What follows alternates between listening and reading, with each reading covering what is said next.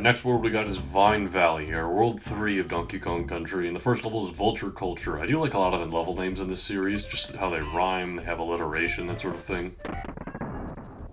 Yes, Jaina. This world in particular focuses on the barrels that you shoot out of. Also, of course, it focuses on the vultures as indicated by the name. Oh my, I didn't expect to do all that. I didn't even realize you could land on a wall and open it up. This is kind of a neat minigame. These Kremlin enemies here, these guys will shoot out bananas every time you jump on them. But they get faster with every time too. So you gotta be careful, and you can't hit them for a little bit after you've hit them. They have some invincibility frames. And basically you just want to make it as far as you can in that minigame. I have another secret here.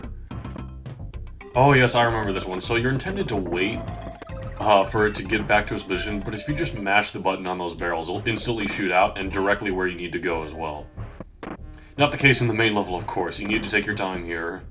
Treetop down we got here, and this one just immediately makes me think of like the Ewoks or the Wookiees in Star Wars.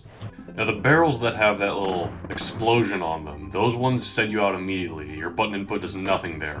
The ones that don't have any markings on them at all, those are the ones you control, like the one I'm in right now, and the one that I used to get me to this bonus game in the first place. Be careful going into it, like here for example, because if we get into this one at the wrong time, it'll actually shoot us out away from that other barrel and probably into our own demise. So we need to shoot it while it's in the middle so that we get sent to that one. Same with this thing here. Ooh, that didn't go too well, but apparently there was a secret barrel down there that saved us. Yeah, there are a lot of those in this level. There we go, okay. And part of me wishes I was Diddy Kong so that I could hold the barrel in front of myself when these Kremlins are falling towards me. And here you're supposed to like time this, or you could just jump into the barrel. I don't really get why you're meant to do any of that whole part. Or here, like why not just shoot to the other one at the other side? Why go to the one in between? You know what, we haven't seen the Ostrich this entire game, but we're close to getting their bonus game, which is nice. And they might be in this world at some point. Or I may have missed them earlier. I apologize if I have. Alright, Jaina, we gotta show Jaina some attention, so I'll be right back. I'm gonna go get her in the video, I guess. Well, apparently somebody wanted some attention, because she was just meowing all the way from across the house into the living room. I don't know what she was doing that for, but I don't know, she's just gonna do her own thing now, I guess. I do like how in this level these wheel enemies, these hamsters in the wheels will start chasing after you once you pass them. Oh, I think I should follow this down arrow. Well, what do you know? It's a secret. And it's a good thing that sending me up that barrel didn't make me get hit by the wheel. Man, that was a nice wave dash this Kremlin did there. He's getting real fast, too. Oh my, he was really going, wasn't he? Here we have the exit of this Aztec kind of level. Another save point with candy. I don't really have any need for those right now. That's okay. I don't actually know if going back to your save resets lives or bananas or anything. I haven't tested that so far. Maybe I'll do it in between parts or something. Oh, would you look at that view? That's another reason why this platformer's graphics were just so incredibly revolutionary for its time. And this is actually where we get introduced to some orangutan enemies. Oh! We finally get introduced to Espresso the Ostrich. Now, Espresso here is able to fly, and they're a lot of fun to use, as you can see. You just mash the jump button in order to keep your flight up, and I kind of lost them right away, just trying to show off the orangutan enemy, my bad. But the orangutan enemy is pretty simple. They just throw barrels at you, kind of a way of poking fun at the original Donkey Kong, how Donkey Kong would throw barrels at the player. And Cranky was telling us about them a while back in the game. Way back when he was, I think it was World 1, the advice he gave us was like, "Where didn't you lend that barrel to that orangutan guy?" Apparently we lent it to a lot of orangutans because there's quite a few of them in this level. That's the end of that one. And you know what, Cranky, we were just talking about you. Why don't we get some more sagely advice here at Cranky's cabin? Bet you won't get much farther than this. My voice suddenly changed. Well, I've never seen anything like it. What are you talking about, Cranky?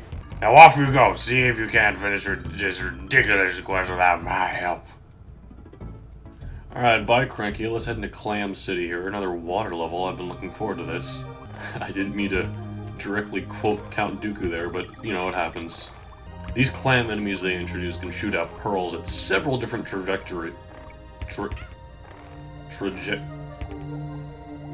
angles. I just died to a shark. Like I said, this level's all about these clam enemies. You can shoot out these different pearls at different angles. They can shoot out different amounts of pearl as well. So they're kind of unpredictable until they shoot out their attack first, and then you can see what they're going to be doing, because they don't change up their pattern much.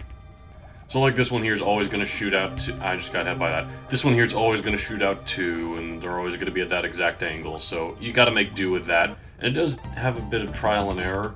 You're also going to have to make use of some adjusted, like, swimming. Notice here when I push the button, Diddy Kong goes up that much.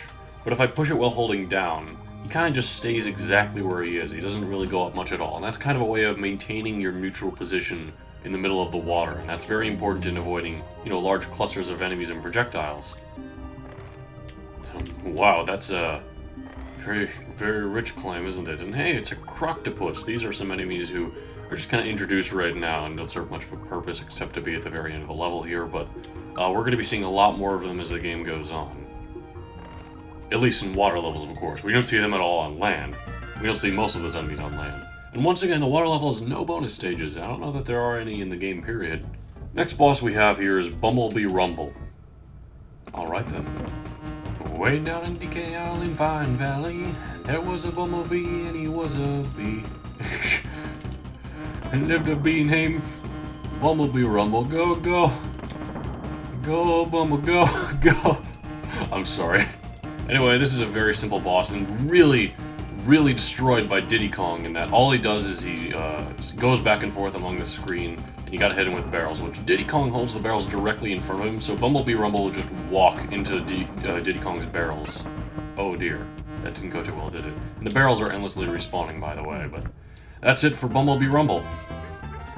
Go, Bumble, go, go, bap, bap, go, Bumble, go, yeah. Bumblebee Rumble. I don't know why I do this.